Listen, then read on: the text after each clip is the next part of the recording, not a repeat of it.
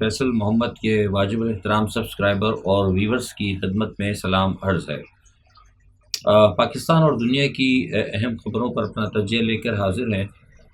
آج جو سب سے بڑی اس وقت جو آپ کو پتہ ہے دنیا میں جو چل رہا ہے معاملہ، ایک تو وہ نیو یارک میں جو جنرل اسمبلی ہے وہاں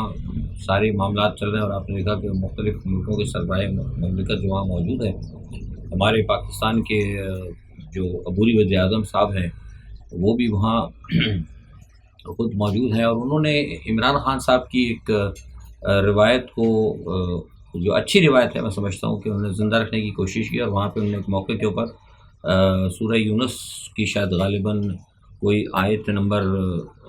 14 ہے غالباً، مجھے بھی یاد نہیں، بہرحال انہوں نے اس کا ایک تھوڑا سا اس پہ انہوں نے حوالہ بھی دیا۔ ایک اچھی چیز ہے، ایک اچھا جیسچر پیش کرنے کی کوشش کی ہے بینگ اے مسلم کنٹری کے ایک اسلامی وزیر اعظم کی حیثیت سے۔ لیکن ساتھ میں جو دوسرا جو معاملہ ہے وہاں پہ وہ یہ ہے کہ زیلنسکی بھی وہاں پر موجود ہے، اور انہوں نے بھی وہاں پر یونائٹڈ نیشن کی جنرل اسمبلی سے خطاب کیا، اور وہاں پر انہوں نے روس کا گھیراؤ کرنے کے حوالے سے بات کی، اور ان کا یہ کہنا تھا کہ روس جو ہے اس وقت دنیا میں ایک جارے کی حیثیت سے سامنے آ رہا ہے، اور اگر دنیا کو محفوظ رہنا ہے اور دنیا کو اپنی آزادی عزیز ہے، اور اگر وہ یوکرین کی طرح پریشانی میں مبتلا نہیں ہونا چاہتے تو انہیں روس کا گھیراؤ کرنا پڑے گا۔ اب یہ زیلنسکی کی تو وہاں سے آواز ہے، لیکن ساتھ میں اس آواز کے اندر جو دوسری بڑی طاقتور آواز شامل ہوئی ہے وہ ہے بائیڈن کی۔ آج بائیڈن کی کسی وقت بھی جب میں آپ سے بات کروں اس وقت پاکستان میں تقریباً کوئی 5 بجے کا ٹائم ہوگا، آج شام کسی وقت بھی ہے، رات کے وقت کسی وقت بھی زیلنسکی کی اور بائیڈن کی ملاقات ہوگی، اور اس ملاقات کے اندر جو ہمیں بتایا جا رہا ہے وہ جو ایجنڈا ہے وہ بیسکلی وہ یہی ہے کہ روس کا گھیراؤ کیا جائے۔ امریکہ سے موصولہ کچھ اہم جو لوگوں سے کوئی بات ہوئی ہے، ان سے جو رابطے ہوتے ہیں وہ یہ کہتے ہیں کہ بائیڈن کی اس وقت بائیڈن انتظامیہ کی کوشش یہ ہے کہ جس طریقے سے کوئی عراق کے حوالے سے گھیراؤ کیا گیا تھا، ساری دنیا کو اکٹھا کیا گیا تھا عراق کے حوالے سے، کچھ اس طرح کی کوشش وہ چاہتے ہیں امریکہ کے کچھ لوگوں کو، کچھ بڑی طاقتوں کو اور عالمی برادری کو رشیا کے حوالے سے اکٹھا کیا جائے، اور اس میں جو ہے خواہش جو ہے اس میں زیلنسکی کی بھی ہے۔ لیکن میں نہیں سمجھتا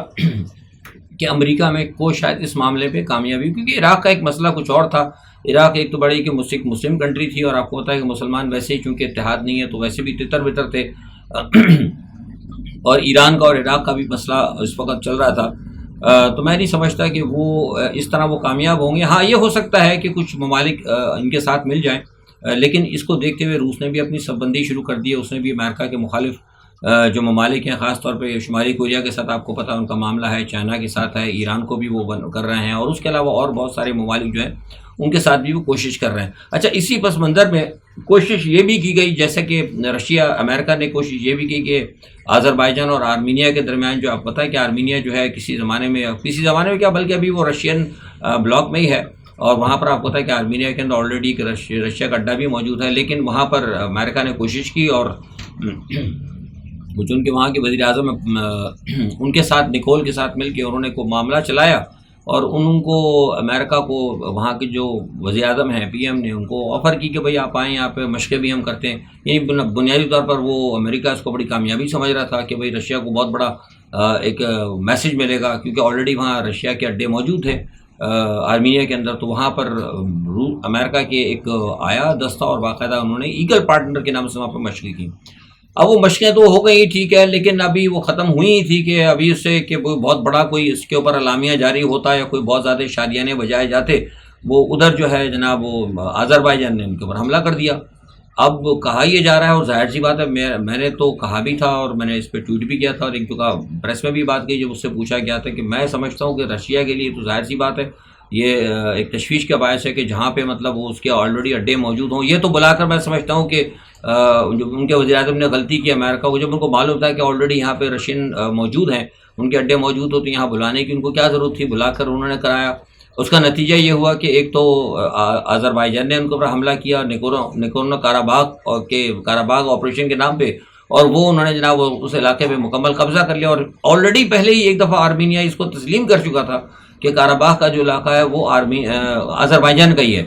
تو اس صورت کے اندر جو امریکہ نے کوشش کی تھی ان کو لینے کی، اور میں نے تو یہ کہا تھا کہ بنیادی طور پر جو آرمینیا کے جو وزیر اعظم ہیں نکول، انہوں نے زیلنسکی بننے کی کوشش کی تھی امریکہ کے کہنے کے اوپر. یہ بہت بڑی ان کی غلطی تھی، اور آپ یہ دیکھیں کہ اتنا بڑا نقصان ہوا ہے. وہ کہ پھر دوبارہ رشیا کے کہنے کے اوپر جنگ بندی ہو چکی ہے کسی حد تک، لیکن یہ ہے کہ اس میں جو آج میں اس وقت آپ سے بات کر رہا ہوں، آج 21 سپٹمبر کو شام 5 بجے تک آرمینیا کا بڑا نقصان ہوا ہے. تو میں سمجھتا ہوں کہ بہت بڑی غلطی انہوں نے کی، اور اس طرح ان کو نہیں کرنا چاہیے تھا. یہ بڑی طاقتوں کے اندر جو لوگ، کوئی سا بھی ملک ہو، یوکرائن ہو، آرمینیا ہو، ایکس وائی زیڈ، کوئی سا بھی ملک ہو، کوئی ایشیا کا ملک ہو، پاکستان ہو یا کوئی بھی ملک ہو، یہ بڑی طاقتوں کے جو ان کے مفادات کی وجہ سے جو لوگ اپنے آپ کو، اپنی ریاستوں کو داؤ پہ لگاتے ہیں، یہ پریکٹس انتہائی غلط ہے. اور اس کا ہمیشہ بڑی طاقتوں کو کوئی نقصان نہیں ہوتا، نقصان انہی ممالک کو ہوتا ہے جو ان کی وجہ سے استعمال ہو جاتے ہیں. کینیڈا اور بھارت کے درمیان معاملہ حد سے زیادہ بگڑ چکا ہے. بھارت نے کینیڈا کے پاکوتا سفیر کو نکال دیا، اس کے بعد انہوں نے کینیڈین نیشنلز کو بھی پر بھی پابندی لگا دی، ان کو ویزا نہیں دے رہے. اور ساتھ ہی ساتھ یہ ہوا کہ اسی دوران ایک اور جو ہے سکھ سکھدر سنگھ، اس کا بھی سنا وہاں پہ قتل ہو گیا، اور بتایا جا رہا ہے کہ وہ بھی کوئی خالستان کا لیڈر تھا. اور اس کے بارے میں خیر بہرحال ابھی کچھ ایسا تو آیا نہیں ہے، لیکن بھارت یہ کہتے ہیں کہ وہاں پہ کوئی علیحدگی پسند تنظیم تھی، ان کا کوئی ذاتی وہاں پہ معاملہ چل رہا تھا. ابھی کچھ مختلف باتیں ہیں، لیکن بہرحال یہ کہ ایک ایسی صورت میں جبکہ وہاں پر ابھی ایک آلریڈی قتل ہوا ہے اور اس کا معاملہ بھی چل رہا ہے، مطلب اس میں کشیدگی ہے، ایک اور شخصیت کا قتل ہو جانا، یہ اس میں مزید جو ہے میں سمجھتا ہوں کہ ایک جلدی پر تیل ڈالے گا. لیکن دوسری جانب یہ ہے کہ اس معاملے کو جو ہے، جیسے میں نے آپ سے کہا تھا کہ بہت زیادہ سیریس لیا جا رہا ہے، اور سیریس اس لیے لیا جا رہا ہے کہ دونوں طرف سے جو ہے کارروائیاں ہو رہی ہیں. اور ساتھ میں ایک بات یہ ہے کہ کچھ بھارت کے کچھ لوگوں نے کینیڈا کے حوالے سے، ایون امریکہ اور یورپ کے حوالے سے بھی کچھ انہوں نے ایسے بیانات دے دیے ہیں، جس سے یہ پتہ لگ رہا ہے کہ وہ بھارت جو ہے نہ کہیں ایک جسے کہتے ہیں، کیا کہنا چاہیے، کہ انتہا پسند ریاست کے طور پہ سامنے آئی ہے. اور جس طریقے سے، کیونکہ نارمل اگر ایک بات ہوئی ہے تو اس کے اوپر یہ کوئی بڑی بات نہیں تھی، مودی صاحب ان سے بیٹھ کے بات کر سکتے تھے جب انہوں نے ان کو کہا. لیکن ہمیں جو بتایا گیا کہ کینیڈا کے وزیر اعظم کو مودی نے بڑا سرد مہری سے جواب دیا. اس کے علاوہ بھی جب تک وہاں پہ ٹھہرے رہے، کیونکہ انہوں نے شکایت کی تھی مودی سے کہ یہ جو ہماری جو ہلاکت ہوئی ہے کینیڈین باشندے کے، اس حوالے سے جب انہوں نے کچھ چیزیں شیئر کی تو ایک تو ایکسیپٹ نہیں کیا انہوں نے، اور دوسرا اس کے بعد جب تک وہ وہاں پہ ٹھہرے ان سے کسی ہائر آفیشل نے جسٹن ٹروڈو سے رابطہ بھی قائم نہیں کیا دوران قیام کہاں پہ، بھارت میں، نیو دہلی میں. تو اس کو بھی ظاہر محسوس کیا گیا. اور کل میں نے ویلاگ میں بتا دیا تھا کہ اس معاملے کو پہلے جسٹن ٹروڈو نے ساری اپنی صورتحال بتائی، اور تمام امریکہ کو اور آسٹریلیا کو سارے ان کو بتایا کہ جناب کیا مودی کا وہاں پہ رویہ ہے، اور جس طرح مودی اب ہوا میں اڑنے لگا ہے. کل میں ساری ڈیٹیل بتا چکا ہوں. تو اس کے بعد یہ معاملہ ہوا ہے. تو بہرحال اب یہ کہ ادھر بھارت کی طرف سے بھی بہت زبردست دباؤ آ رہا ہے، تو اب دیکھنا یہ ہوگا کہ معاملہ کہاں تک جاتا ہے. لیکن بہرحال یہ کہ ان دونوں ممالک کے ساتھ کشیدگی، اور کہا یہ جا رہا ہے کہ ہو سکتا ہے، بھارت نے کہا ہے کہ وہاں پہ کینیڈا میں بھارتی نیشنل جو ہیں ان کو خطرہ ہے، ہو سکتا ہے وہ کہتے ہیں کہ بھارت کے سفارتخانے پہ حملہ ہو جائے. اور دوسری جانب یہ کہتے ہیں کینیڈینز کا یہ کہنا ہے کہ جو انہوں نے کہہ دیا کہ بھارت سے لوگ نکل جائیں کہ ان کو خطرہ ہے کہ انتہا پسند ہندو جو ہیں ان کو کینیڈین نیشنل کو بنا سکتے ہیں، نشانہ بنا سکتے ہیں. اچھا، اس دوران اس وقت سعودی عرب کے جو ولی عہد ہیں MBS، انہوں نے بڑا اعلان کیا. انہوں نے کہا کہ اگر ایران نے ایٹم بم بنایا تو ہم بھی پھر ایٹم بم بنائیں گے. ان کا کہنا یہ تھا کہ ہمارے ایران کے ساتھ تعلقات تو بہت اچھے ہیں اور ہم ان کو تعلقات کو مزید وسیع کریں گے، لیکن جہاں تک معاملہ ہے طاقت بننے کا خطے کے اندر، تو ہر ملک کو طاقت بننے کا حق ہے. وہ یہ کہتے ہیں کہ ہمیں اس پہ اعتراض نہیں ہے کہ ایران، ہم اس پہ کوئی بات نہیں کریں. ان سے پوچھا گیا کہ آپ کو اس پہ اعتراض ہے؟ ان کا مجھے اعتراض نہیں ہے، جو بھی چاہے ملک، اگر کوئی بھی ہو، اگر وہ سمجھتا ہے کہ اس کو نیوکلیر طاقت ہونا چاہیے تو ٹھیک ہے، وہ کرے، ہمارا سب کوئی نہیں. لیکن جو اگر ایران بنے گا تو ظاہر خطے کے اندر وہ ہے، تو ہم بھی کوشش یہ کریں گے کہ ایران کے ساتھ ہم بھی پھر نیوکلیر صلاحیت حاصل کریں. تو بہرحال یہ ایک یہ صورتحال ہے. اور دوسرا اس کے ساتھ یہ ہے کہ جو میں نے ابھی انڈیا کا اور آپ کو بتایا تھا کہ یہ جو معاملہ چل رہا ہے کینیڈا کا، یہ مجھے لگتا ہے کہ مزید بڑھے گا، اور اس کے اب جو ہے اس کے ایکسپیکٹ جو ہے نا وہ تھوڑا سا سرحد سے باہر پہنچیں گے. اور مجھے یہ لگ رہا ہے کہ جہاں تک میرے پاس کچھ جو خبریں آ رہی ہیں نیو دہلی سے اور اڑوس پڑوس سے، اندور وغیرہ سے، کچھ لوگ تجزیہ نگار ہیں ان سے جب بات کرنے، وہ یہ کہتے ہیں کہ شاید ہو سکتا ہے کہ بھارت پہ جو دباؤ پڑ رہا ہے، ہو سکتا ہے بھارت اس دباؤ پڑنے کی خاطر اس دباؤ کو ریلیز کرنے کے لیے پاکستان کی طرف کسی بھی قسم کا کوئی بھی ایڈونچر کر لے. آپ کو پتہ ہے ویسے ہی وہ معاملہ کچھ چل رہا ہے، یا پھر ہو سکتا ہے کہ یہ جو قتل وغیرہ ہو رہے ہیں اس کے اندر وہ کہیں نہ کہیں ISI کو ملوث کرنے کی کوشش کرے گا، کیونکہ بھارت آلریڈی پہلے کہہ چکا ہے کہ جو بندہ جس کو قتل کیا ہے نیجر سنگھ کو، تو وہ یہ کہتے ہیں کہ آلریڈی وہ بھارت پاکستانی ISI کے اس میں تھا، رابطے میں تھا. مجھے پتہ نہیں ہے، آپ کو پتہ ہے کہ یہ بھارت کی جو خیر عادت ہے، جھوٹ بھی بولتے ہیں بہت سارے، کیونکہ مجھے پتہ ہے بہت ساری چیزیں پہلے بھی انہوں نے ISI بھی جھوٹے الزام لگائے. ISI کو ایسے کام اول تو کرتی نہیں ہے، اور ٹھیک ہے اگر مثال پہ اگر ہوتا ہوگا، اگر کچھ وہ کرتے ہوں گے تو یہ بھی کرتے ہوں گے، لیکن میں نہیں سمجھتا کہ ہماری ISI جو اتنے کچے کام کرے گی کہ بھارت کو ایسے ثبوت مل جائے. تو یہ ایک صورتحال ہے. بات ISI کی اور پاکستان کی آئی ہے، تو پھر پاکستان کے لیے تھوڑا سا اہم خبر یہ ہے کہ الیکشن کمیشن نے جنوری کے آخری ہفتے میں انتخابات کا اعلان کر دیا ہے. اور دیکھیے اب اس میں میرا تو اس پر تجزیہ یہ ہے کہ اس کو آپ کوئی حتمی اعلان نہ سمجھے. پہلی بات تو میں آپ کو پہلے بتا دوں، اس کی وجہ یہ ہے کیونکہ ایک تو یہ جو جنوری کے آخری ہفتے میں جو الیکشن کی بات کی، یہ تو سراسر جو ہے نا ایک تو آئین کے منافی ہے، کیونکہ آئین کہتا ہے 90 دن کے اندر. لیکن اگر میں اس کو کہتا ہوں، تو اگر میں اس پہ اگر اسٹینڈ کروں تو پھر میری اس خبر پہ اعتراض یا میرے اس بیان پر یا تجزیے پہ اعتراض کرنے والے یہ کہیں گے کہ آئین کی خلاف ورزی تو پہلے ہو چکی ہے. ایگزیکٹلی بالکل یہی بات ہے، اور اسی چیز کو میں بھی کہتا ہوں کہ اس بیان کو نہ کوئی یہ جو کہا گیا الیکشن کمیشن کی طرف سے اسے کوئی حتمی نہ سمجھا. ہو سکتا ہے کہ یہ معاملہ جو ہے کل، جہاں تک میرے پاس ایک اطلاع ہے وہ یہ ہے کہ شاید کل یا پرسوں کوئی بھی جو ہے سپریم کورٹ کے اندر اس جو انتخابات کا جو اعلان کیا گیا ہے الیکشن کمشنر کی طرف سے جنوری کے آخری ہفتے میں، اس کو چیلنج کیا جا سکتا ہے، کیونکہ یہ صریحاً آئین کی خلاف ورزی. ایک تو آئین کی خلاف ورزی 14 مئی کو ہو گئی، اب وہ جو کر گئے ٹھیک ہے، انہوں نے نہیں کیا. یہ تو میں شروع سے آپ کو کہتا رہا ہوں کہ یہ ان کی کمزوری تھی عمر تھا بندیال کی. لیکن اگر یہی کام انہوں نے بھی کیا جسٹس قاضی فائز عیسیٰ نے، تو پھر میں سمجھتا ہوں کہ ان کا بھی جو تھوڑا بہت جو بھرم بھاری ہے، وہ کہتے ہیں کہ پھر وہ بھرم بھاری اور پٹارا خالی ہونے والی بات ہوگی. تو مجھے نہیں لگتا، اور یہ میرے پاس اطلاع ہے کہ اس کو چیلنج کر دیا جائے گا، اور پھر قاضی فائز عیسیٰ جو ہے شاید ہو سکتا ہے اس کو مطلب وہ اڑا دیں اور کہہ دیں کہ یہ آئین کی خلاف ورزی. مجھے لگتا ہے کہ یہ معاملہ شاید چلے گا نہیں. اچھا، دوسرا یہ کہ اس کو جو اعلان ہوا ہے، یہ بھی بتا دوں آپ کو کہ اس اعلان کو جو آج ہوا ہے جنوری کے آخری ہفتے میں، اس کو اس پس منظر میں دیکھا جائے جو کہ ایک مغرب کے سفارتکار نے جو ملاقات کی تھی الیکشن کمشنر سے، اور میں نے آپ کو تقریباً آج سے پورے 9 دن پہلے بتایا تھا کہ صدر مملکت سے جو ان کی ملاقاتیں ہوئی تھیں، اس کے بعد اور پھر اس تناظر کے اندر یہ جو اصل میں جو مغرب کے سفارتکار کی الیکشن کمیشن سے ملاقات ہوئی ہے، اس پس منظر کے اندر میں نے آپ سے کہا تھا کہ ایک تاریخ جو ہے فوری طور پر الیکشن کمیشن دے سکتا ہے. یہ جو تاریخ آئی ہے یہ بنیادی طور پر یہ اسی ملاقاتوں کے پس منظر میں آئی ہے. بہرحال جیسے میں نے کہا کہ آگے دیکھتے ہیں کہ کیا ہوتا ہے. نیب کی عدالتوں میں گاڑیاں بھر بھر کے جناب وہ بدعنوان سیاستدانوں کی فائلیں آ چکی ہیں، اور اب دیکھیں کیا ہوتا ہے. کہا تو یہ جا رہا ہے کہ اس کو چیلنج کر سکتے ہیں وہ لوگ. قاضی فائز عیسیٰ کی، اس کو بھی کہتے ہیں قاضی فائز عیسیٰ کی عدالت میں وہ لے کے جائیں گے کہ جو جاتے آتے بندیال جو ہے وہ کہ بقول ان کے کچھ سیاستدانوں کے وہ جناب وہ غلط کام کر گئے ہیں، اس طرح نہیں ہونا چاہیے تھا. بہرحال یہ کہ اب بندیال کے لیے بھی جو کچھ کر گیا وہ ایک علیحدہ بات ہے. جیسے ہم دیکھ رہے ہیں کہ مجھے لگتا ہے کہ قاضی فائز عیسیٰ کے لیے بھی نا یہ جو جیسے ہم نے پہلے بھی کہا تھا، اور تجزیہ نگار بھی کہہ رہے ہیں کہ کوئی مسند جو سے بیٹھے نا کہ قاضی فائز عیسیٰ، یہ ان کو بڑی بڑی آزمائشوں کا ان کو سامنا پڑے گا. اچھا، ایک بات یہ کہ کسٹم میں ایک انسپیکٹر ہیں، کسٹم انسپیکٹر حیدرآباد میں پکڑے گئے ہیں، مومن شاہ غالباً ان کا نام ہے. اچھا، ان کے گھر پہ جناب چھاپا مارا ہے اداروں نے، تو پتہ لگا کہ ان کے گھر سے 19 شاٹ گنیں نکلی ہیں، 33 رائفلیں نکلی ہیں، اور متعدد پستول نکلے ہیں، اور کئی ہزار راؤنڈ کارتوسوں کے نکلے ہیں، اور 4 نئی گاڑیاں جو ہے ان کے پاس جو کسٹم برانڈڈ جو ہوتی ہیں ان پیڈ جو ہے وہ نکلی ہیں. یہ میری سمجھ میں نہیں آتا کہ یہ پاکستان کے سرکاری افسران ہیں یا کوئی دہشت گرد ہیں. یعنی سرکاری افسر کے گھر میں 33 رائفلیں، بتائیے، اور 33 رائفلیں اور 19 شاٹ گن ہونا اور ہزاروں کی تعداد میں رائفل ہونا، یہ کیا چیزیں، یہ کیا ظاہر کرتا ہے، یہ کیا کچھ ہوتا رہا ہے سندھ کے اندر، یہ سیاستدان کیا کرتے رہے. یہ ایک بہت بڑی خبر ہے، اور یہ لوگ ہماری اصل خبروں پہ لوگ توجہ نہیں دیتے. میں کہتا ہوں کہ اصل خبریں تو یہ ہوتی ہیں جن کا براہ راست قوم کے ساتھ تعلق ہوتا ہے، کہ جب آپ کے سرکاری افسران جو ہیں ان کا اگر یہ حال ہوگا کہ وہ ایک اپنا دائرہ کار کو یا اپنے جو ان کے نیچے ارباب اختیار ہیں، جو ان کے ماتحت ہیں، یا جو ان کے سراؤنڈنگ کا جو ایریا ہے، ان کو اگر وہ ایک گسٹاپو اور مافیا کی حیثیت سے اگر کنٹرول کریں گے تو ملک میں کہاں سے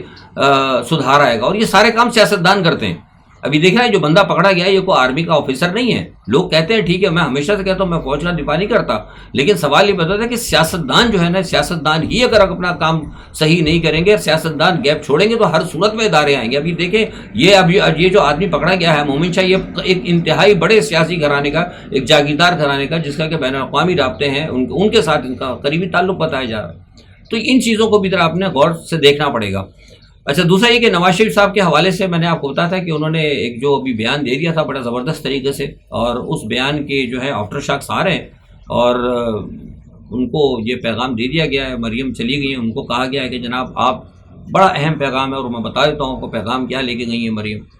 ان کو یہ کہہ دیا ہے جناب فوج نے یا طاقت حلقوں نے یا اداروں نے یا خلائی مخلوق نے واٹ ایور جو بھی آپ نام دیں، لوگوں نے ہمارے فوجیوں کو بھی بیچاروں کو، ایک تو وہ ملک کی حفاظت کرتے ہیں اور مصیبت میں بھی انہی کی جان پڑتی ہے، ہمیشہ نام بھی القابات بھی انہی کو ملتے ہیں۔ تو میں اس مطلب میرے الفاظ کو فوج کی حمایت نہ سمجھے، جب تو میں کسی کی اچھی بات کرتا ہوں لوگ فوراً کہتے ہیں ان کی ہاں بھائی یار کسی کا اچھا کام ہے تو اس کو اچھا کہہ دیا کرو یار، چاہے کوئی بھی ہو۔ نواز شریف بھی کوئی اچھا کام کر، پتہ ہے نواز شریف نے کوئی کیا کام نہیں کیا، ہمیں دیکھنا پڑے گا، اگر اس نے بھی کوئی اچھا کام کیا تو اس کو بھی اچھا کہہ دیا کرے، کوئی بات نہیں۔ بہرحال کہنے کا مقصد یہ کہ یہ تو انلائٹر موڈ میں بات کر دی تھی۔ مریم نواز گئی ہیں اور مریم نواز کو یہ کہا گیا ہے، انہوں نے نواز شریف کو واضح کر دیا کہ جناب یہ جو آپ ڈرامے کرتے رہے نا سیاستدان، کہ جب آپ کمزور پڑیں تو فوراً فوج کی حمایت لیں اور فوج کو اپنے ساتھ ملا لیں۔ ظاہر ہے میں بتا رہا کہ رشتہ داریاں ہیں فوری جرنیلز کے ساتھ، تو ان کے اثر رسوخ کو اپنے رشتہ داریوں کو استعمال کر کے فوج کو اپنے ساتھ ملا لیں، اور جب آپ کمزور پڑیں اور جب آپ مضبوط ہو جائیں، جب آپ کا اقتدار پکا ہو جائے تو آپ طاقتور ہو جائیں، تو پھر اس کے بعد آپ نے فوج کو دل بھر کے گالیاں دینا شروع کریں۔ انہوں نے کہا کہ یہ رویہ اب نہیں چلے گا۔ حافظ صاحب کے دوران انہوں نے کہا کہ یہ جو نا سلسلہ اب نہیں چلے گا، تو یہ ان کو سخت پیغام دیا گیا ہے، اور ساتھ میں ان کو یہ بھی کہا گیا ہے کہ وہ اپنے اگر آنا چاہیں تو طریقے سے آئیں، اور آنے کے جو باقاعدہ جس طریقے سے ایک ہوتا ہے اس کو آ کے معاملات کو فیس کریں۔ لیکن میرے لیے میں ایک بات پہلے بھی کہہ چکا ہوں، میری ایک بات یہ بھی سمجھ سے نہیں آ رہی، لوگ سارے تجزیہ نگار کہہ رہے ہیں، مجھے بھی میں بھی کہہ رہا ہوں کہ ٹھیک ہے نواز شریف کے لیے ایک سیج نظر آ رہی ہے، ان کے لیے سب کچھ نظر آ رہا ہے، لیکن یہ نواز شریف آئیں گے آ کر کریں گے کیا؟ میری اس بات سمجھ میں نہیں آ رہا۔ وہ تو ایک مغرور ملزم ہے، میں ابھی تک میں خود نہیں سمجھ پایا ہوں ابھی تک، اور نہ کوئی تجزیہ نگار اس حوالے سے ابھی تک کو بات کر سکا ہے کہ وہ ایک مغرور ملزم ہے۔ ایک مغرور ملزم کس طریقے سے آئے گا؟ سب سے پہلے تو عدالتوں میں جائے گا، عدالتوں میں جب جائے گا تو ان کی ضمانت پہلے کس طرح ہوگی، کیسے ہوگی؟ کیا اتنا آسان ہے ایک مغرور ملزم جو 3 سال تک 4 سال تک وہ بھاگا رہا ہو؟ اور پھر سوال یہ بتا ہے کہ جس کیس میں بھاگا ہے، اب دیکھیں نا وہ آپ کو پتا ہے ان پہ یہ تھا کہ جناب وہ ایون فیلڈ اپارٹمنٹ ہے، اور وہ ان کو تو انہوں نے کہتے کہ ہمارا کچھ ہے ہی نہیں، ایسی کچھ بات ہی نہیں۔ اب ساری دنیا نے دیکھا وہ انہی اپارٹمنٹس میں رہ رہے ہیں، اسی لنڈن کی پراپرٹیز میں ان کا آنا جانا ہے، انہی لنڈن کی پراپرٹیز میں مریم بھی جا رہی ہیں۔ تو یہ ساری چیزیں جو بالکل یہ تو ایک روز روشن کی طرح جو نظر آ رہا ہے، ساری عدلیہ بھی دیکھ رہی ہے، کیا اس کو قاضی وائز عیسیٰ یا کوئی اور آدمی یا کوئی بھی عدلیہ جو ہے کیا اس کو جھٹلا سکے گی؟ اور اگر جھٹلا سکے گی، اگر جھٹلا گئی تو پھر اس کا مطلب ہے کہ جو کچھ پاکستان میں ماضی میں ہوتا رہا اس میں اور پھر آج میں فرق کیا ہوگا؟ یہ بہت بڑا سوالیہ نشان ہے، یہ سوچنا پڑے گا۔ مجھے لگ رہا ہے کہ لوگ جس طرح کہہ رہے ہیں نواز شریف کے لیے، مجھے ٹھیک ہے سب کچھ ہو رہا ہے، لیکن مجھے لگتا ہے کہ یہ کھیر جو ہے نا اتنی مطلب آسان نہیں ہے۔ وہ کسی نے پوچھا، اس میں بات یاد آ گئی، کسی شخص نے پوچھا کہ جناب آپ نے کھیر کھائی تھی؟ انہوں نے کہا نہیں جی کھیر ہوتی کیسی؟ انہوں نے کہا جی کھیر سفید ہوتی ہے۔ انہوں نے کہا سفید کیسا آتا ہے؟ انہوں نے کہا وہ آپ نے بطخ نہیں دیکھی؟ انہوں نے کہا بطخ تو نہیں دیکھی۔ انہوں نے کہا کمال ہے آپ نے بطخ نہیں دیکھی۔ انہوں نے کہا بطخ کیسی ہوتی ہے؟ تو انہوں نے اس طرح کر کے وہ ایڑی کر کے بتایا نا بطخ ایسی، تو انہوں نے کہا نہیں جناب ایسی ٹیڑھی کھیر مجھے نہیں کھانا۔ تو مجھے لگتا ہے کہ نواز شریف کے ساتھ بھی یہی ہونے والا ہے کہ ایسی ٹیڑھی جو ہے نا ان کو جو اقتدار ہے شاید مجھے ہو سکتا ہے کہ ان کو منظور نہیں ہوگا۔ تو کہنے کا مقصد یہ ہے کہ آئندہ آنے والے دنوں کے اندر پاکستان کے اندر مجھے فوری طور پر کوئی سلجھاؤ جو ہے نا بڑے پیمانے پر نظر نہیں آ رہا، بلکہ الجھاؤ ہی نظر آ رہا ہے۔ تو دیکھتے ہیں کس طریقے سے یہ صورتحال بنتی ہے۔ لیکن بہرحال جیسا میں نے کہا کہ یہاں پر فی الحال عمران خان کے حوالے سے ابھی میں نے آپ کو بتا دیا تھا، کل بھی کہہ دیا کہ ابھی تک بہت سے لوگ کہہ رہے ہیں، کل ملکہ کسی نے مجھے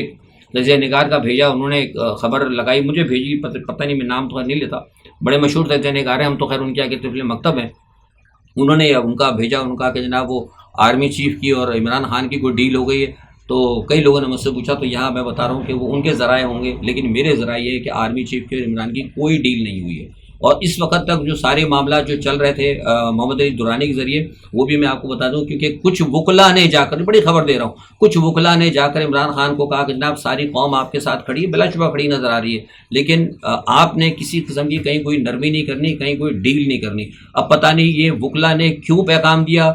کیسے دیا، کس کے بہاف پر دیا، اور عمران خان کو انہوں نے اسٹینڈ کیا ہے کہ آپ اپنی جگہ پہ اڑے رہیں۔ تو کیا یہ پیغام موجودہ صورتحال کے حوالے سے درست تھا یا نہیں تھا، یہ آنے والا وقت بتائے گا، لیکن بحیثیت تجزیہ نگار اور بحیثیت سابقہ سیاستدان میں سمجھتا ہوں کہ یہ عمران خان کا فیصلہ غلط ہوگا۔ جیسے میں بار بار کہتا رہا ہوں کہ پہلے جان اپنی بچائیں، جان بچانے کے بعد وہ کہتے ہیں کہ جان ہے تو جہان ہے، ورنہ نہیں ہے تو پھر اس کے بعد تو پھر کچھ نہیں ہو سکتا۔ بہرحال آج کے لیے اتنا ہی، اپنا بہت خیال رکھیے گا، اللہ حافظ۔